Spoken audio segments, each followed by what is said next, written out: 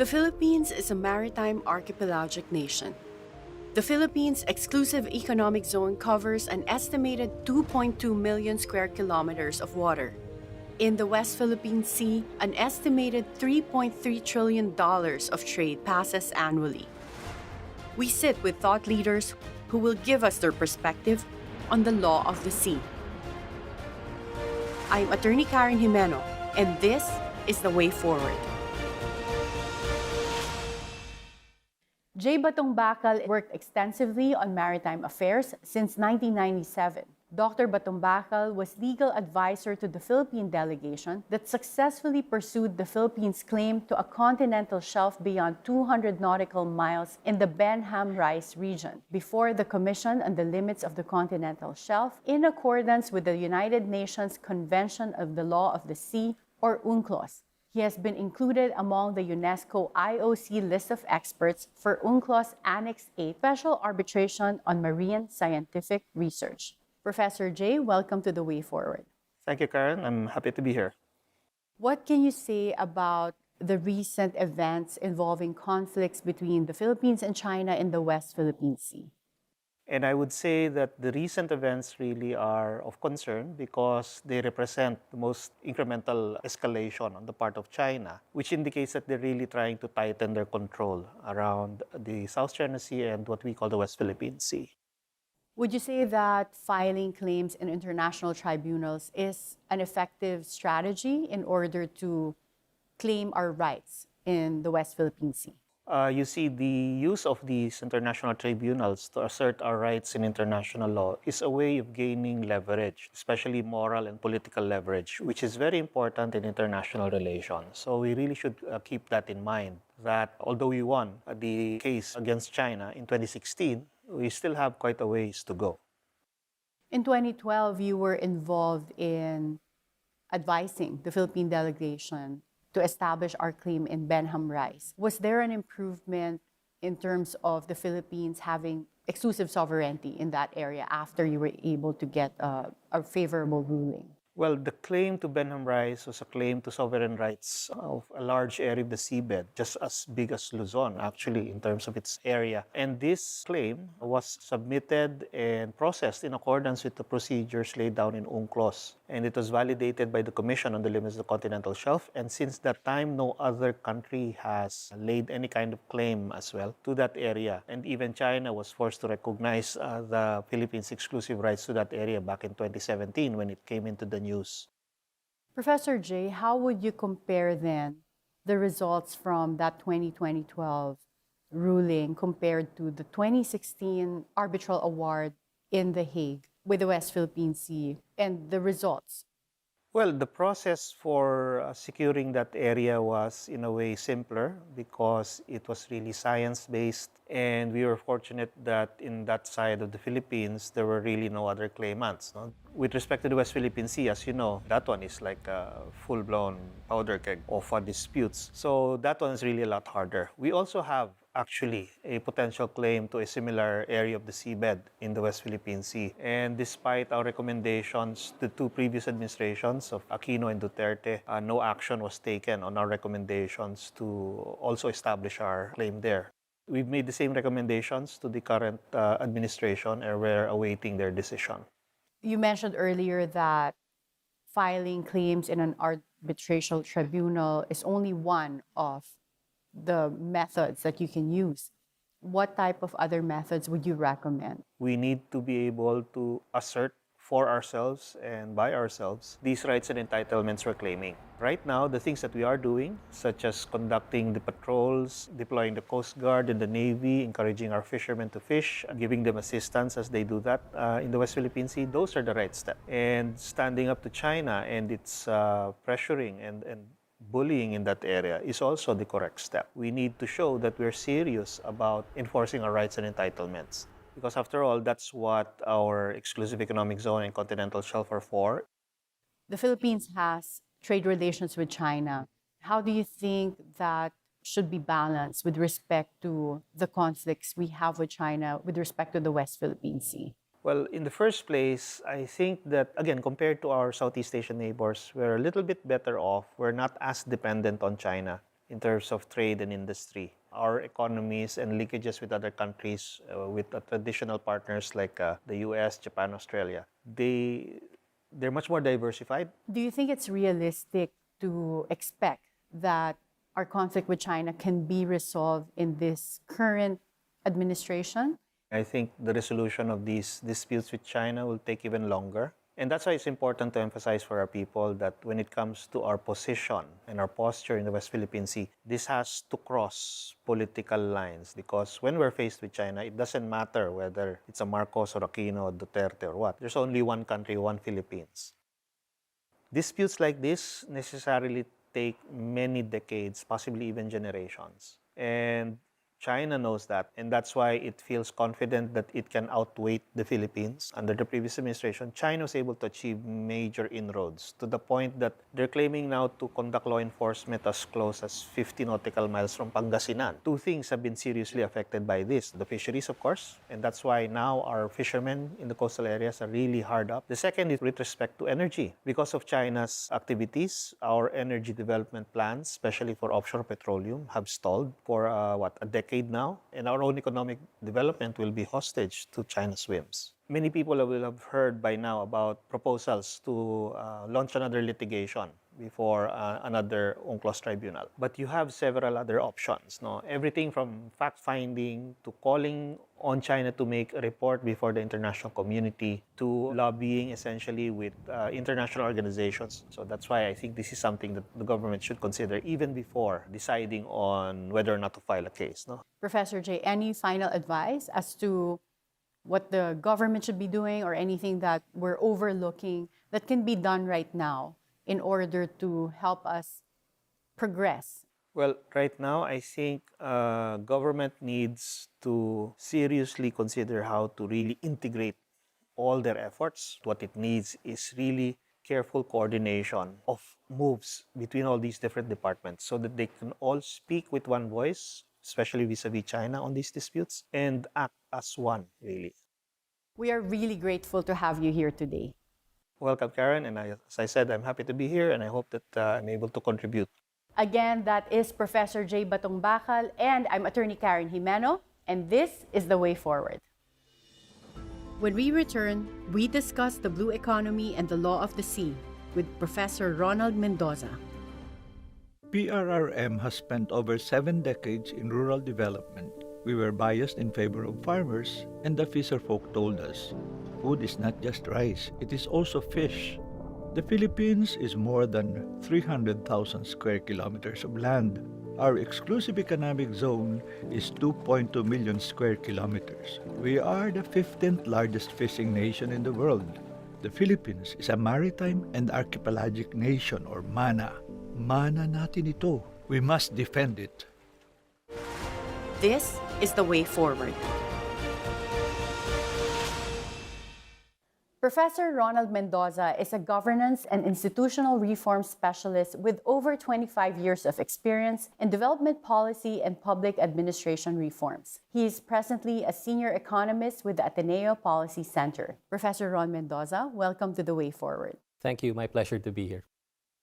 The Philippines has a larger coastline than, for example, large economies like the United States or China. But in your paper on the blue economy, you state that despite the Philippines' advantage in terms of its vast marine resources and favorable geographical location, it has not been able to fully realize its maritime potential. Could you expound on the challenges faced by the Philippines in terms of realizing its full potential with the blue economy? Right now, nahihirapan po tayong palakihin, palaguin yung mga investments, foreign investments going into the country. At kailangan po natin humabol sa iba pang mga bansa sa ASEAN. For instance, kung mag-i-invest ka sa fisheries, kung saan po pinapanganak yung mga isda, hindi po siya same area kung saan hina-harvest yung mga isdang yan. At dapat yung mangingisda natin, sila yung mga kakampi natin dyan. Kasi kung naiintindihan na nila yung pinanggagalingan ng natural resources na ina-harvest nila, maiintindihan din nila na kailangan protektahan nila yung mga coral reefs, yung mga natural resources para continuous yung pag-harvest natin. China has been massively destroying coral reefs within the Philippines, So what do you think should be the approach of the Philippines when it comes to ensuring the protection of maritime resources, but also perhaps balancing that with the policies on a geopolitical level? Philippines is sitting on some of the richest natural resources, the Coral Triangle, which a big chunk of that area is in Philippine EEZ and Philippine territory. So we have a large responsibility to take care of it, not just for our own food security, but for the regional food security. Would you say that engaging even other countries like the United States or European nations in terms of investing in the protection side is something that can be done, or is it possible? It's a mechanism that should be explored? Yes, in fact, I think we should engage all countries interested in protecting our natural resources, ensuring that we follow very sustainable ways of developing the marine economy. Currently, what are the assigned values, or at least the estimated values of these resources? Ito yung mga coral reefs, mangroves, all of this. And we estimated the net present value of anywhere from about $970 billion to $1.4 trillion in net present value. Would you believe right now there's a lot of wastage in fisheries caught? I believe the estimate is something like 20 to 30% wasted. But I have to believe the logistics and the cold storage is a big sort of consideration. One of the biggest poverty rates in the country in terms of sectors is the fisher folk. 31% poverty. Isa sa bawat tatlong fisherman ay mahirap. In fact, between 2018 and 2021, nag-increase pa yung poverty ng fisher folk. Professor Ron, in your paper on the blue economy, you mentioned perhaps forming a Department of Marine Resources. Mahalaga yung innovation ng Department of Maritime or Department of Blue Economy in several ways. Indonesia has such a ministry, and it is able to effect collective action across different fronts that need to take place almost simultaneously in order to achieve what you want to achieve. Okay, so for example, without talking about forming a new department, what other policy initiatives do you think might work? Like, for example, in China, they have this cabbage strategy or the salami strategy to grow their economy.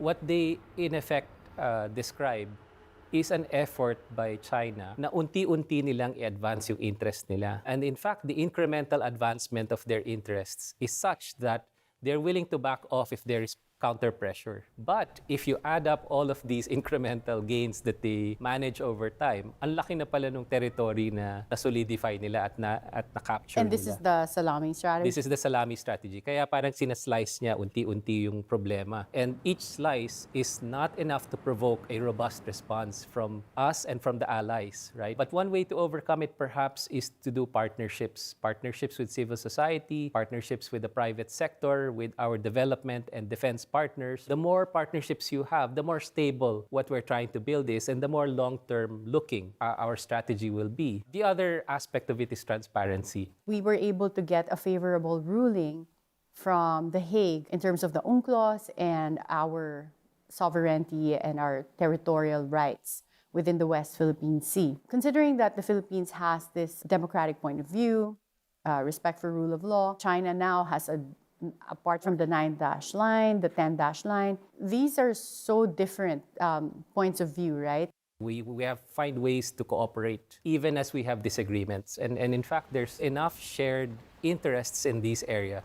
You know, a huge chunk of international trade goes through some of these areas. And so therefore, even as far away as Europe and obviously the United States, they have interests in the area too. So I do think that there must be some way to focus on areas for cooperation, and then continue some of the economic transactions that actually drive growth in Southeast Asia and in Asia and the world more generally. These are all shared interests. It is in no one's interest to actually stop this or disturb it or diminish it.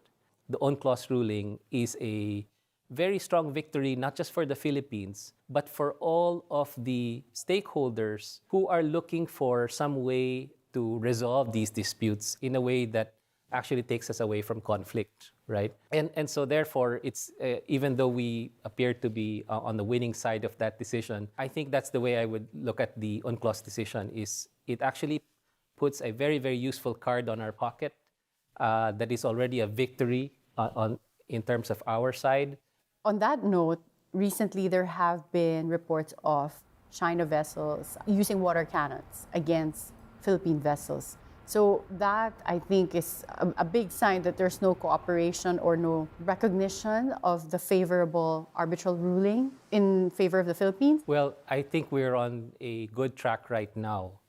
Our government is at least strengthening partnerships, but also not alienating China and making sure that we do have those areas for cooperation. If we strengthen our national security infrastructure, our stance, we not only protect our fisher folk, but we also send a signal that we are serious about protecting our sovereignty. We must, as one nation, assert our rights in these areas. And a nation that is united is much more difficult to deal with than a nation that is divided.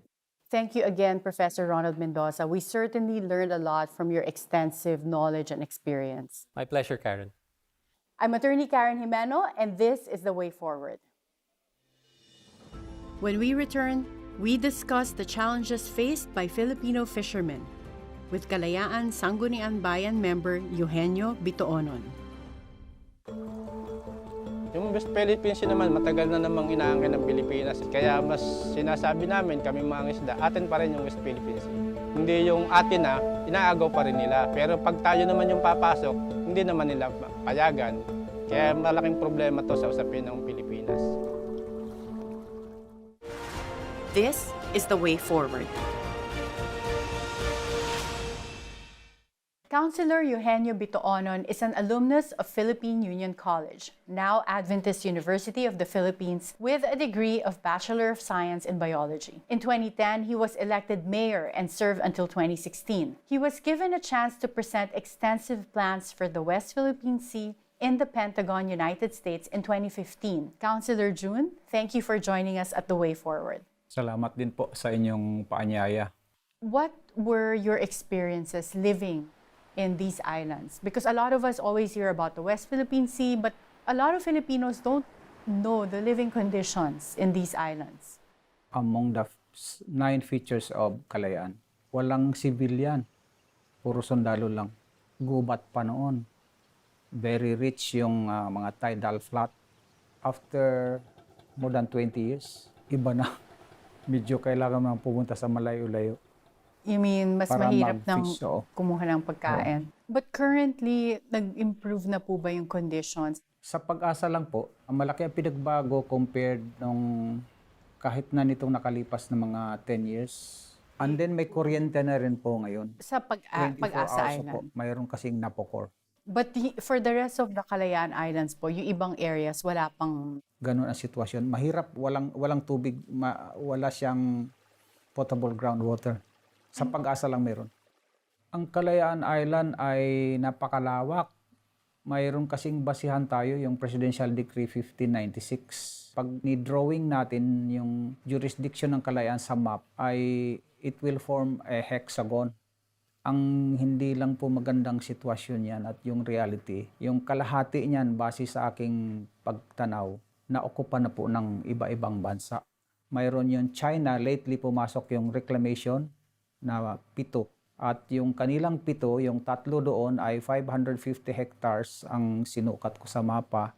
May military grade airport Pwedeng magland yung jumbo jet. Nung napabalita yung Scarborough in 2012, April, sabi ko, siguro sa Kalayaan, baka isunod nila yan, pangharas nila. Hindi nga ako nagkamali. Kasi April yon, and then October, bumiyahe ako. Maiden voyage ng Queen Seagull. Malaki yung lansa namin na yan. Tumawag sa akin, sir, sabi niya, mayroong paparating na barko, napakabilis. Tinatawagan namin sa Marine Band, hindi sumasagot. Sabi ko, baka inchik, hindi marunong mag-English. Pagtingin ko sa labas na ganyan, warship number 995. Sumigaw ako sa mga kasama ko, kako, video, camera. Yung takbo namin, papunta sa west, itong warship na padating, perpendicular Natakot ako kasi kung makross niya yung line, babaligtad yung 2 vessel namin. Habang naghahanap ako ng aking ding camera at nag-request ako sa mga kasama ko na i-video, pagtingin ko sa lancha namin, pumihit na siya ng direksyon. Kasi kung hindi siya pumihit, ang laking disgrasya nun. And then, hanggang doon sa Pag-asa, kahit na 5 miles away na lang kami sa Pag-asa, kinikross-cross kami, binubuntutan kami. So, parang naging palaisipan sa akin, sabi ko, bakit sa sarili nating teritoryo hinaharas tayo at saka parang pinapatrolyahan pa tayo sa sarili nating teritoryo? While passing by Mischief Reef, about 5 miles away towards Ayungin, kasi ang distance ng Mischief Reef to Ayungin is about 24 nautical miles. We were stream wind lights. We were tailed by an unidentified vessel for about 2 hours. Then when we passed by Ayungin, bago lang nag-stop. And then naisip ko, sabi ko, bakit may mga ganitong incidents in my own territory, in my own jurisdiction? Nagkaroon po tayo ng favorable ruling with UNCLOS Arbitral Award. But recently, there was still another water cannon incident. Today, if you stand on the shore of Pag-asa, you can count as much as 30 to 50 boats na naka-anchor just about 3 to 5 kilometers away. And there's a patrolling China Coast Guard vessels. Kiniklaim nila na yung buong South China Sea ay kanila. The Reed Bank, pag nakuha ng China yung buong South China Sea, they will not import oil for 5 years. And they will not import natural gas for 105 years. Ang analysis ko ay they're really trying to enforce yung 9-dash line map nila. If we have a Scarborough in Luzon near Zambales, we have 6 of that in Kalayaan. I heard the senators saying about 100 million for Ayungin. Pero paningin ko ganito hindi lang basta't military option. Tapos sa Ayungin ganun din Ang idea ko sana, 3 components. Mayroong research station na talagang naka-on-site base na continuing research and monitoring. Tapos mayroon tayong investment. Mga reefs natin, ito mga features, pag-aralan siya, paano gawin siyang marine park na nakasunify siya into zones na no-take at saka yung pwedeng paglagyan ng mga sea farms. The way to control and manage all the features that are left to us is to occupy. Kailangan posisyonan natin, occupy natin siya. Thank you so much, Councilor June. Your extensive experience really, I think, gives very pragmatic solutions that can be applied by our government. So I hope that we see some progress in the West Philippine Sea, thanks to people like you with insights. Salamat din sa inyong imbitasyon. I'm Attorney Karen Jimeno, and this is The Way Forward. When we return, we discuss the food value chain with Department of Trade and Industry Secretary Alfredo Pascual. Ang dalangin po ng bawat Pilipino dito sa ating bansa na wag naman po tayong perwisyo ng ibang bansa. Yun po ay sa tulong ng ating presidente, magkaroon po tayo ng alerto yung mga nanunungkulan doon na ginagawa ng Chinese. Ang lugar ng Pilipinas ay protektahan at sa mga nanunungkulan na sila ay tulungan ng Panginoon na magkaroon po sila ng lakas ng loob na masawata po talaga yun. Dahil doon lang po naasa ang mga Pilipino. This is The Way Forward. In July 2022, Alfredo Pascual became the Philippines Trade and Industry Secretary. He served at 4 esteemed national and international institutions: the Institute of Corporate Directors as President and CEO, in the University of the Philippines System as President, CEO, and Co-Chair, and in the Asian Development Bank as Division Director and Advisor, and Asian Institute of Management as Finance Professor. Secretary Fred Pascual, welcome to The Way Forward. Thank you. It's a privilege to have a conversation with you. So what role does data have when it comes to developing the blue economy? Data are critical. The advantage now is that we can accelerate the gathering, the collection of data, and the management and analysis of data because of the rapid developments in information technology.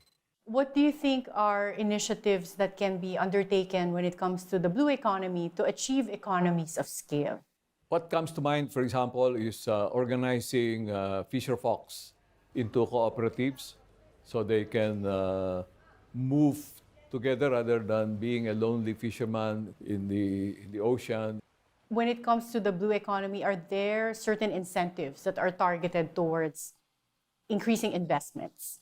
Many of the industries that are related to the blue economy are listed in our what's called SIPP, Strategic Investment Priority Plan.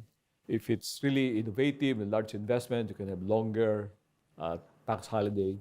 Under the SIPP, there are 3 tiers, and first tier will be lower set of incentives, and as you go to the tier 3, there will be longer tax holiday, and then there are shifts in additional benefits later on. I'm going to shift a bit to geopolitics. And the conflict with China has been witnessed in terms of encounters in the West Philippine Sea. Has this affected the trade and industry aspect when it comes to the blue economy and our marine sector? Well, we continue to maintain our trade relations with China. China is our number one trading partner. We say the totality of our relations, the relations between the Philippines and China it's not just the conflict in West Philippine Sea. That's very comforting to hear. And when it comes to the decision obtained by the Philippines from the arbitral tribunal at The Hague, does this ruling by that arbitral tribunal relating to the UNCLOS have any effect on or relevance to trade and industry, particularly with other instruments like the RCEP or the Philippine Export Development Plan?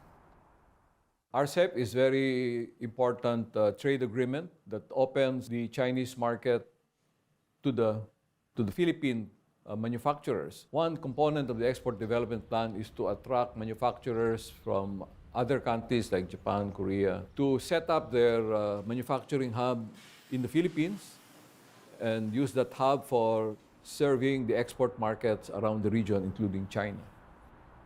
Well, Secretary Fred, you have really given so much insights. Is there any final message that you want to share with us, particularly about the initiatives of the Department of Trade and Industry? Well, in the Department of Trade and Industry, we continue to exert efforts to bring in investments. We are helping entrepreneurs to develop businesses, making use of our marine resources, from setting up resorts to fisheries, to exploiting by bigger companies our mineral resources underwater, and also availing of the renewable resources.